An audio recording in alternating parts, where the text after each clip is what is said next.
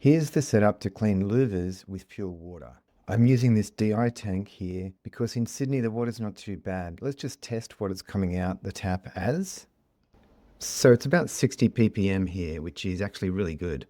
In places where the ppm is over 150 or around 200 or more, then you might want to be using a reverse osmosis just to be able to keep the costs down because the resin can cost money. But I'll do a quick test here just to make sure that the ppm is down to 000, which is exactly pure water. And yes, we are good to rock and roll.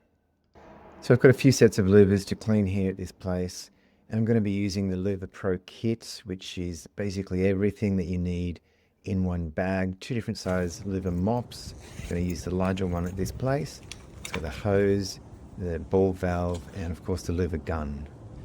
So I've connected the Louvre gun to the pure water. Now I'm just going to make sure that we've got the right amount of flow coming through the gun.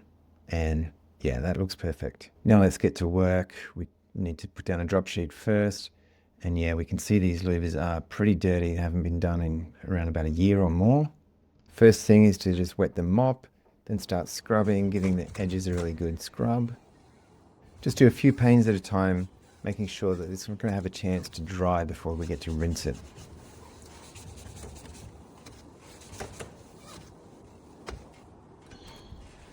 Now it's time to just rinse each pane from the top to the bottom. We can see all the dirt coming off, and we're sheeting off as the pure water is going over both sides of each pane. And keeping each pane fairly vertical as we're rinsing it, just to help all that dirt to run off quickly. Doing the very last panel right now, and yeah, as we can see, they're looking really good right now, but they'll take a little while to dry, and it's best just to keep it 95% closed, just to leave a little air gap to allow all those drips to totally dry. And there you have it, the best way to clean louver windows.